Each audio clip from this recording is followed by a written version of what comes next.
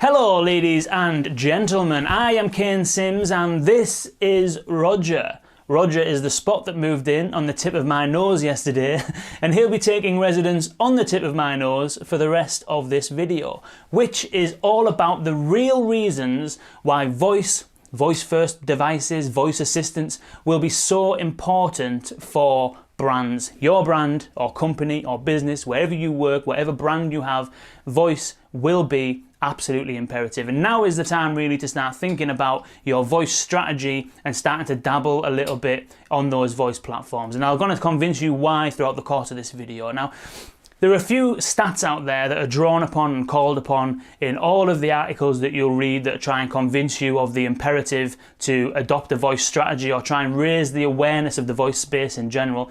Most of those stats are things like Google from 2016 said that 20% of their searches are coming from voice. Gartner is another one that people quote all the time, which they predict that by 2020, 30% of all web browsing will be screenless. And the third one that people like to quote, and another stat that's bandied around a lot, is Comscore predict that 50% of searches will be done via voice by 2020.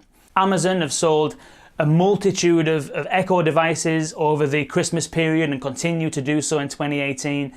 Google have sold loads of the Google Home smart speakers. Apple HomePod forecasts that it's going to sell something like 3.6 million HomePods in the first quarter of this year. So there's over 40 million smart speakers in circulation. Cortana is on over 150 million devices.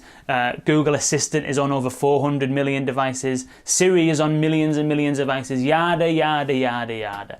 All of that stuff means absolutely nothing because it's all just numbers. That's just reporting the effect that the voice assistants and voice first interactions are having. It doesn't really answer the question why. So what I want to really cover today is why is the adoption of voice first experience is going to be something that is going to be more prevalent, and as such something that you're going to need to pay attention to with your brand. The first reason why voice is going to be huge for your brand, the first real reason, is all to do with friction.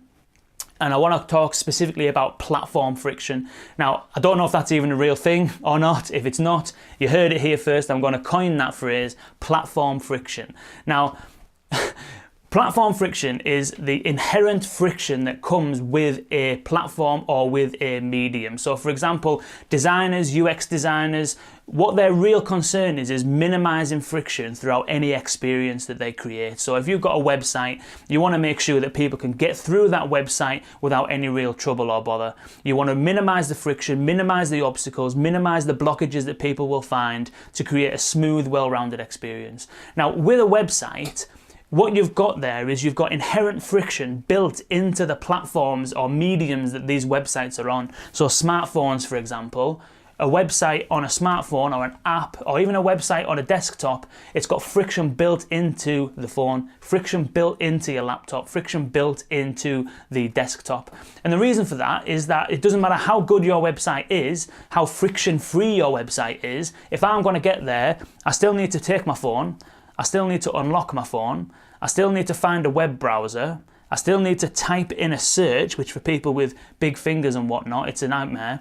And once I get the search results, I need to then compute those search results, take them in, mentally digest them, pick the one that I think is going to meet my need, and then, if you're lucky, I might click and visit your website. Then my friction-free experience can actually start. So there's friction built into these devices that you cannot control, you can't do anything about, it's just going to be there. With voice and voice-first experiences, friction is removed from the medium entirely. You don't need to pull out your smart speaker because it's there and it's listening all the time. Now you can argue that having to install skills on your Echo and skills on the Alexa platform is friction, which it is, I agree with that. But things like Google Assistant, and I think where things will move in the future will be that these third-party voice apps will just be called upon as they are on the Google Assistant right now. So there is a complete absence of friction on the platform itself, which means that people can get straight to their interaction without having to do any kind of preamble, pre-barrier climbing to do. And I think that that is one of the reasons why voice is going to be huge, is because it is completely friction-free. The second real reason why voice is going to be huge is because it's quicker. The speed that's built into that platform, because of the fact that there is no friction to get to start your experience, the speed and the turnaround then is far, far faster. I would encourage you to, honestly, do this test, right? Get your phone, find an unwilling mariner or a colleague or a friend or anybody really with a smartphone, put both of your phones on the table and set up a little task, right? And the task is to find directions to a specific location, all right? Somebody could pick a location and you have to only use your voice, okay? And the person who you're doing this test with can only use their hands. And you want to be timing how long it takes you to find directions using your voice, whether it's Google or Siri or whatever, and timing how fast it takes the other person to do the same thing with their fingers. And I will guarantee 9 times out of 10, the voice will win. And it should really be 10 times out of 10. The voice experience will win hand over foot. It is inherently quicker. You can get straight into the interaction and there's no manual interruptions involved. You can get straight down to the detail. So it is miles quicker. And that's another one of the reasons why people will be adopting these things, and another one of the reasons why brands should be considering having a dabble on this platform right now. If there's less friction and things are quicker, what that ends up meaning then is that through using these voice platforms, you end up saving time. Now, I don't know if any of you have come across any of Gary Vaynerchuk's content over the course of the years. You probably have. He's absolutely everywhere. One of the really good analogies that he makes is that the platforms and technologies and things that have been successful over the previous few years, since the dawn of the internet, have been things that save people time. So if you think about eBay, for example, flippant example, eBay. What eBay does is it replaces the need for you to gather up an attic full of junk, load it up into your back of your car, drive it to a field to unload it and stick everything on a pasting table, and then sit around waiting all day at the car boot sale for random passers-by to come and have a look at your stuff and make you an offer on it. It completely gets rid of all of that time that it would take you to do all of that stuff by simply having a way for you to upload pictures of those items and have people bid on them from all over the world. It's a huge time saver. Uber, another example. Before, you used to have to get your phone out, find a taxi rank, find a number, ring the number, get put on hold, wait to get put through, ask for a taxi. You never know when your taxi is going to arrive, and every time you ring them to ask where it is, they'll tell you it's round the corner. It was a whole nightmare experience just getting a lift somewhere. What Uber did was save you that whole time having to mess around, phoning up first of all to book your taxi and then ringing up again to figure out where it is. So it's a huge time saver. And with voice, because it's less friction, because it's quicker, inevitably you end up saving time. So things that you can do with on these voice platforms are things that would take you probably twice as long to do without it.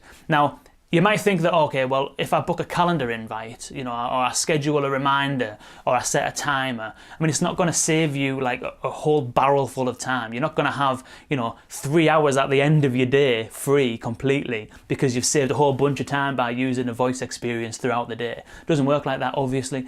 But what it will do is it will save you little snippets of time throughout your day. So, for example, setting a reminder, which might have taken you 40 seconds, can now take you 5 seconds. Sending a calendar invite, which might have taken you a minute, might now only take you 20 seconds.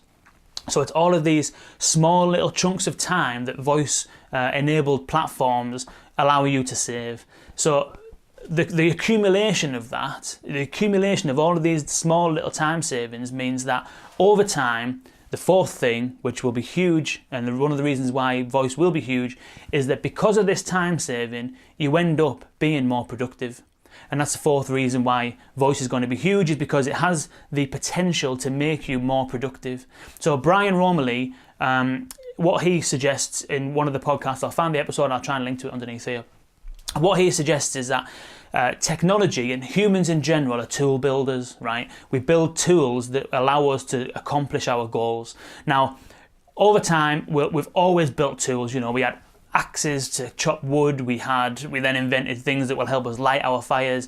You know, the whole world is full of tools that help us do more stuff. Smartphones are a tool. Now, if you choose to use that tool to piss most of your life away by flicking through your Facebook feed for 3 hours a day, that's entirely your choice, but they are tools that will make you more productive.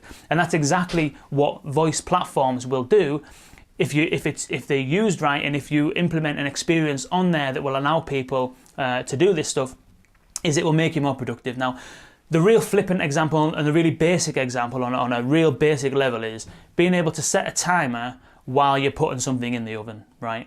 So you're putting a chicken in, you can set a timer to say, cook me a chicken, set me a timer for an hour and a half or whatever. So that means that you're being more productive because you're doing two things at once. And the timer setting is obviously quicker as well. Now, you might be thinking, well, I don't even like chicken. I'm a vegetarian. You know what I mean? Give me the better example. So we're in a primitive stage right now, setting timers, setting reminders. But imagine scaling that into a work environment whereby you can, send an email, send a calendar invite, make a phone call on your behalf. All of the administrative stuff that get in the way of you being productive, that get in the way of you doing your actual job, all of the emails you send, all of the little phone calls you have to make, all of the calendar invites that you have to do, all the meeting rooms you need to book, all of those administrative tasks potentially could be completely obliterated just by the sound of your voice, right? Which inevitably then makes you far more productive because you can do more things at once, you can do things a lot quicker, and you will then save a load of time. So that's another reason why voice as a platform is going to be huge for brands, is because it will enable people to be more productive. The fifth reason why voice is going to be huge for brands is because the medium of voice is inherently more social than any other piece of technology that we've ever had previously. So, there's loads of videos online of, reasons why smartphones are bad, and it's just people walking down the street, head in the smartphone, waiting at a bus stop, head in the smartphone, waiting to go into the dentist, head in your smartphone. And it's like, they've been branded as the least social things ever. And we're all taking a huge devolutionary step backwards socially because of these devices, headphones in, head down, eyes on the screen. It's like a game of bingo, eyes down for a full house. So what voice does though, is it removes that barrier, it removes that blockage. Now, I'm not saying that people will be sitting in a dentist surgery just speaking to the phones instead of looking at the screens, but in another environment, like over dinner, for example, rather than having to pull your phone out, Google something, or get distracted by a text message, whatever it is, you don't need to do that on a voice medium with a voice platform. You can just speak to it, and it's an inherently more social thing. There's some of the stats that are around that suggest that 50% of Alexa usage is actually done by more than one person. So for example, rather than being at dinner, and this actually happened to me last weekend, is I went for dinner with some friends, and they've just got a baby, right? So this is a newborn, just got one, they've just had one, right? And newborn baby, she's a few months old, she needed feeding, and they were going to feed her before our food arrived. So they got some hot water, put a bowl of hot water on the table, put the bottle in with the milk in, and they need to set a timer to realise how long the milk needs to be in the water before it's warm enough. And rather than what would have happened previously is that my mate would have had to completely disengage from the conversation, get the phone out, go and try and set a timer, figure it out, set the timer, then put his phone down, then try and re-engage in the conversation. He didn't have to do that. He just got his phone out. He said, hey, okay, Google, set a timer for 5 minutes, and then put it down while he was still making eye contact with me, while he was still involved in the conversation.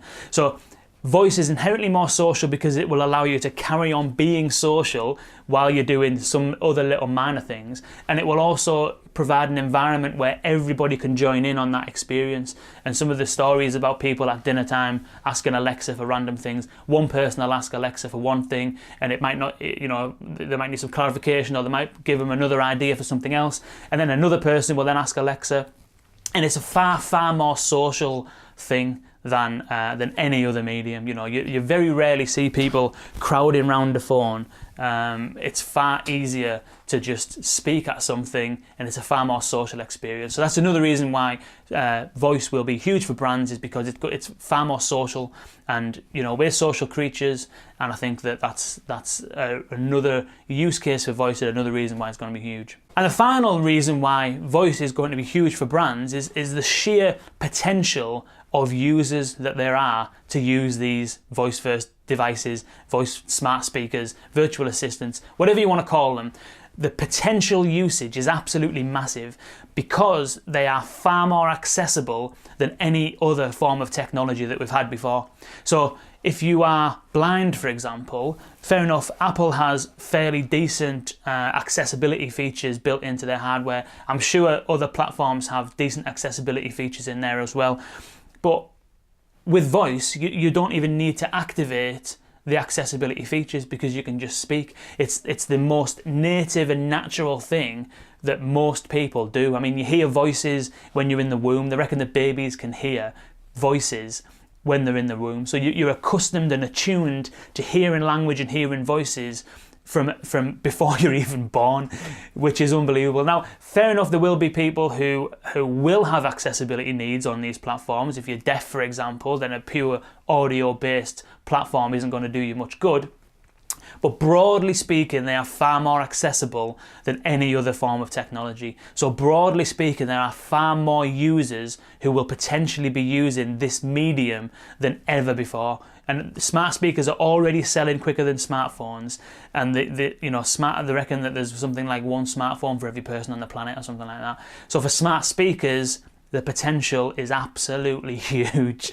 Now, the platforms themselves, the voice space in general, some things are very sophisticated. You know, you can do some really sophisticated stuff with some platforms. Other platforms aren't necessarily quite as sophisticated, but what I would encourage anybody to do who is even remotely interested in marketing, in user experience, in digital marketing, or in branding, or in user behavior, any practice that relies on keeping on top of customer expectations, keeping on top and anticipating customer needs, or if you're just genuinely interested in technology, I would implore you to try creating a voice experience for your brand. And there'll be another video coming up which is all about how you can actually get started in creating a voice experience for your brand, and that'll be coming up fairly soon.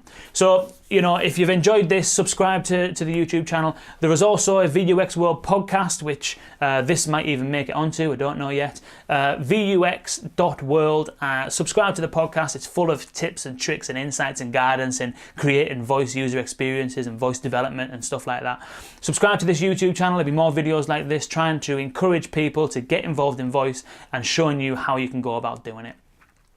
So there you go, this is VUX World. I've been Kane Sims and that is Roger. Until next time, see you later.